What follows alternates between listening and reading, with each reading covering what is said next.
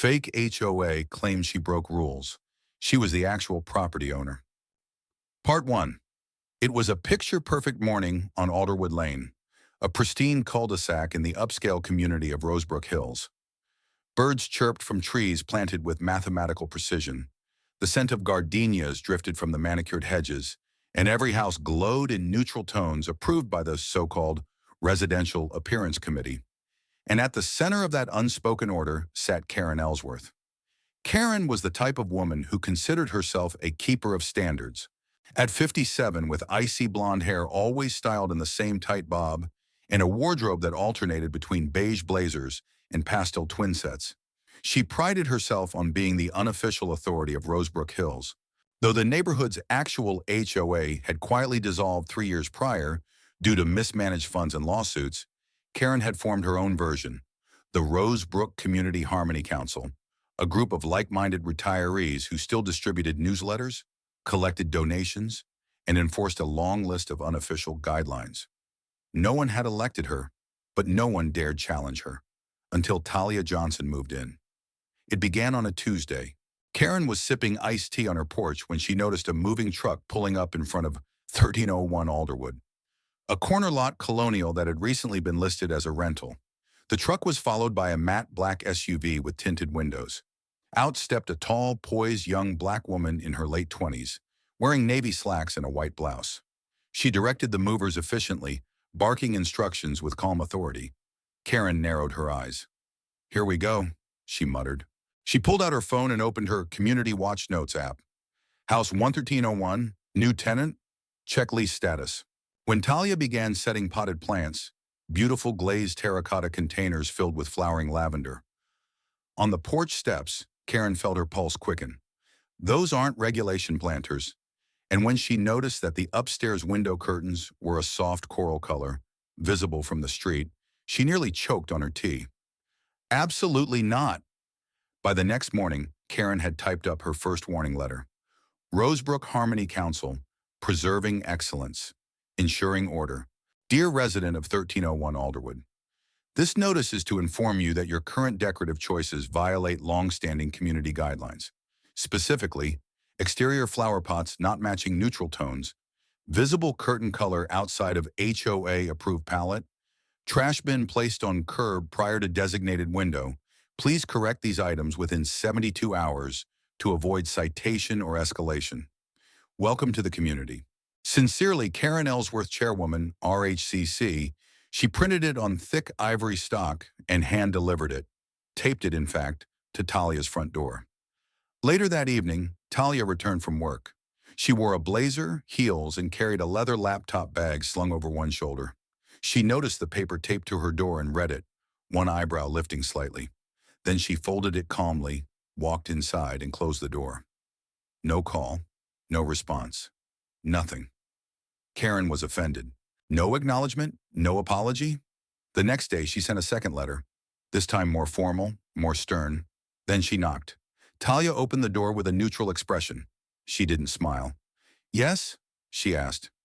Karen cleared her throat, chin lifted. "I wanted to speak to the occupant about the violations noted in the letter." Talia's gaze didn't waver. "I read it." "Well," Karen said, folding her arms, "these things matter. We've worked very hard to maintain the look and feel of this neighborhood. It's not personal, of course." "Sure," Talia said. "It rarely is." Karen blinked. "Excuse me." Talia stepped back. "Do you need to see the lease?" Karen's nostrils flared. "Yes, actually. I'd like to confirm the renter's compliance with landlord expectations."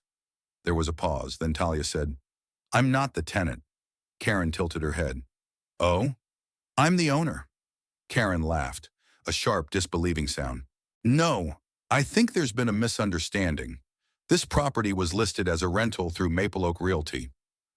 "I bought it outright last month." Karen frowned. "That can't be right." Talia pulled out her phone, tapped a few times, and held up a PDF. "Warranty deed, 1301 Alderwood, Talia Simone Johnson." Karen stared at the screen, her mouth opening and closing. Talia smiled, calm but cool. "I'm also an attorney, specializing in real estate. So if you have legal questions, you can direct them to me in writing. Then she gently closed the door. Karen was livid. Back in her kitchen, she typed furiously in the Willow Watch Facebook group, "There's a woman at 1301 who is blatantly disregarding visual standards and claiming to be the owner. I find this suspicious. Should we verify her documentation with the title office?" Replies poured in. Some echoed her concern, but others pushed back. "Karen, seriously, she's been nothing but respectful. Let it go. The planters are beautiful. Are we policing curtain colors now?" Karen's hands trembled. She wasn't used to losing control of the narrative, so she doubled down. That Saturday, Karen called a community appearance assembly on the Greenbelt, a meeting she said was mandatory for property owners. When Talia walked past the group with her dog, an elderly golden retriever named Scout, Karen raised her voice. "Excuse me, Miss Johnson? Would you care to explain to the community why you've refused to comply with shared expectations?" The group fell quiet. Talia turned, eyebrows raised. "You want me to justify what I do with my property?" "You may own the deed," Karen said coldly, "but you don't own the rules." That's when a neighbor, Mr. Patel, stood and said, "What rules? There hasn't been a functioning HOA here in 3 years." Karen turned. "We operate under the spirit of the HOA. "Karen," said Samantha Cho, another resident, "this feels, like harassment." Karen flushed. "I am protecting property values." Talia stepped forward. "You mean your comfort, not our community." Someone was filming the whole exchange. By the next morning, the clip had gone viral. Karen confronts black property owner, doesn't know she's a real estate lawyer. While Talia owns it, not just a renter, who really belongs. Here part 2. The video of Karen confronting Talia had only been online for 12 hours when it reached 20,000 views. Within a day, it surpassed 100,000. The title said it all. Karen demands rule obedience from homeowner, doesn't realize she's talking to the lawyer who owns the house. The footage showed Karen wagging a finger, her voice sharp, her words dripping with condescension. It cut to Talia, calm and composed, pulling up her deed on her phone and stating clearly, "I'm the owner, and also an attorney specializing in real estate. So if you have legal questions, you can direct them to me in writing." The internet exploded. The comments came fast and furious. "Talia's composure is elite. That's how you handle microaggressions.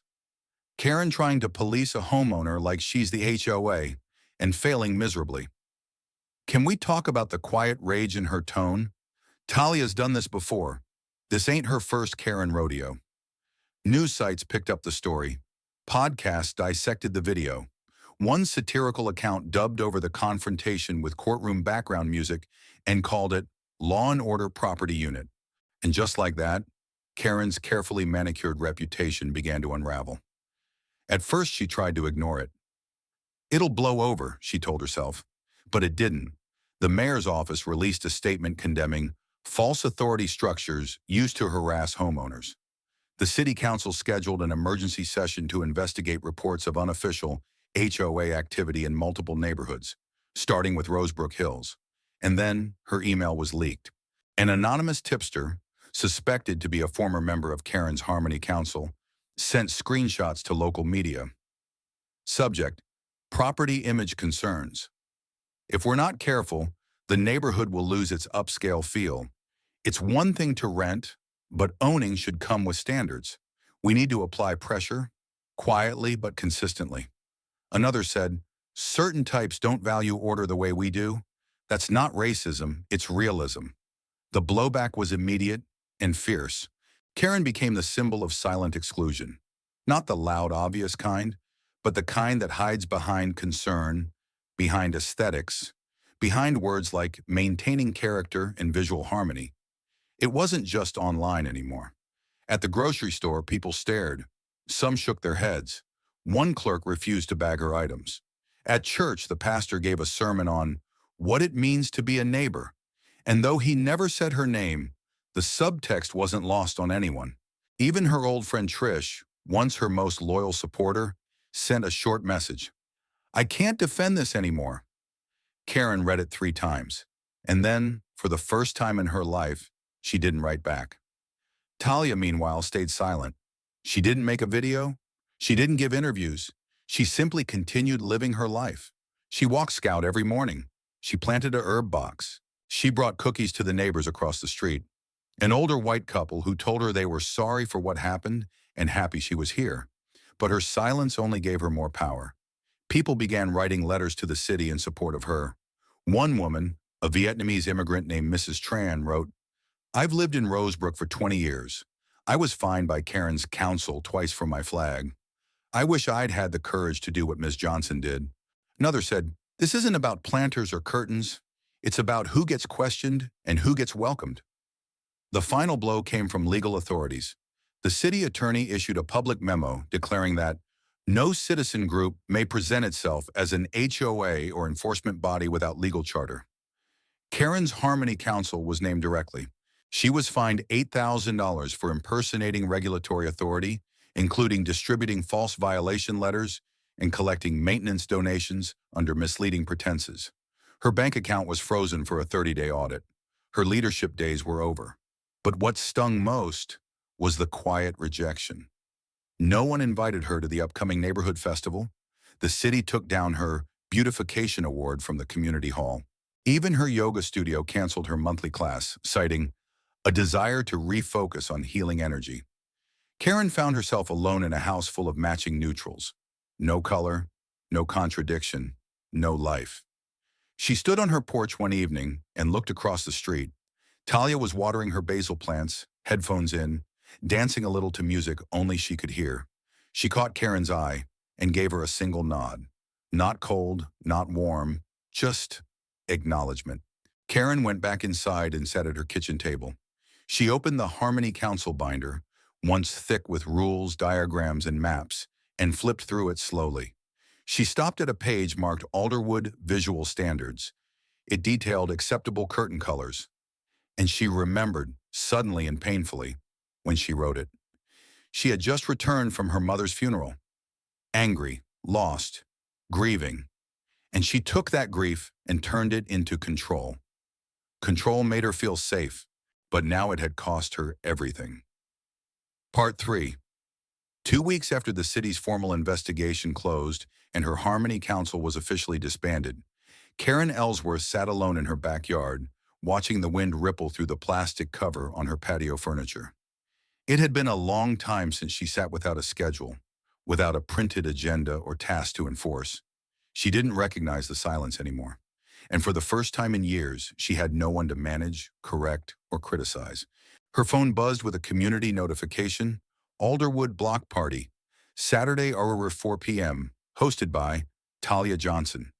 Theme: Bring what you love, all welcome, all voices, all colors. Karen stared at the message, thumb hovering over the RSVP. She didn't click anything. She wasn't sure she was welcome, even though the invite said all. That Saturday came with golden sunshine and the scent of grilling vegetables, barbecued ribs, and laughter. Balloons bobbed on mailbox posts, and children ran barefoot through sprinklers set up in front yards. Karen watched from behind her blinds as cars filled the street. Neighbors gathered, and across from her house, Talia stood under a cloth canopy, smiling as she stirred lemonade in a tall glass dispenser. Karen recognized a few people: Samantha Cho, Mr. Patel. Even Trish was there again, standing beside Talia, holding a paper plate and laughing. It was a community, and she was no longer part of it. But then it happened. A scream, high-pitched, sudden, panicked. Karen's body jerked upright as she saw a group of children running away from a grill set up near the end of the block. Smoke was pouring from the back corner of the yard, where a faulty portable generator had begun to spark. Sparks flew up into a makeshift shade cloth, which caught fire instantly. People shouted. Someone tripped. Someone else cried, "Call 911!" Karen didn't think. She ran. By the time she reached the scene, the fire had jumped to the edge of the shrubs. Someone had gotten a hose, but it wasn't enough. And then she saw her. Naomi, the 7-year-old daughter of one of the guests, frozen just feet away from the flame, her shoelace tangled in a garden hose. She was crying, unable to move, smoke stinging her eyes. No one saw her yet. Karen didn't hesitate. She dropped to her knees, crawled across the grass, untangled Naomi's foot, and picked her up, shielding her face as they ran back toward the house. Someone turned a full hose on the flames. A burst of water hit, the fire hissed, and just like that, people surged in to help. The fire was contained. But the moment wasn't forgotten. Karen sat on the curb, catching her breath, holding Naomi in her lap as the little girl clung to her. A hand reached down. Talia. Her eyes wide, not angry, not suspicious, just human. Karen stood slowly, brushing ash from her sleeves. "You okay?" Talia asked. Karen nodded, voice trembling. "Yes, she's fine." There was a pause. Then Talia said softly, "Thank you." Karen swallowed hard. "I don't deserve that," she whispered. Talia looked her in the eyes. "You didn't have to run in, but you did." Later that night, as the sun dipped low and people sat on blankets in the grass with music playing softly from a speaker, Karen stood at the edge of the group. She still hadn't gone home. She was about to turn back when Talia stood up and tapped a spoon against a glass. "I just want to say something real quick," she said to the group. Everyone quieted. "We all saw something scary today, and we all came together. That's what matters. That's what community is." She turned slightly, eyes finding Karen in the crowd. "And sometimes, even when someone's made mistakes, they still show you who they are when it matters." Karen's throat tightened. Someone started clapping, and soon others followed.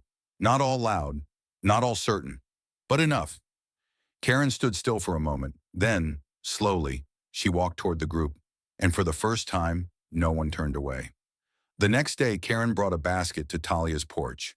Inside were a rosemary plant from her own garden, a bottle of wine with a handwritten note that read, "For peace, for change, for second chances," and a small stack of old Harmony Council violation forms, shredded, tied with ribbon. Talia stepped outside and looked at the basket. Karen held out the note. "You didn't owe me kindness, but you gave it anyway." Talia smiled gently. "You didn't owe me an apology, but you gave it." They both laughed. A little, awkward but real. "I'm still learning," Karen admitted. Talia nodded. "So am I." Over the weeks that followed, Karen showed up quietly. She helped clean the community garden. She donated supplies to the local school where Talia volunteered legal hours.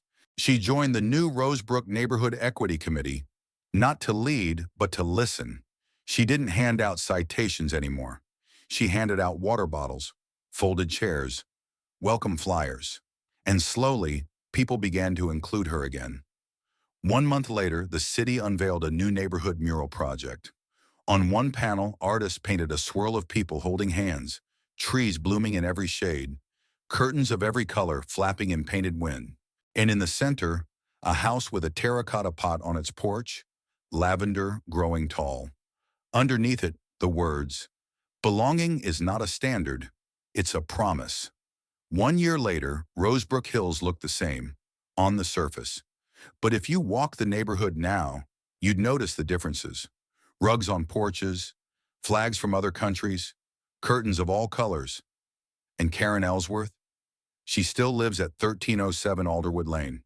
But these days you'll find her outside most weekends, wearing jeans, planting flowers, asking questions, not giving orders.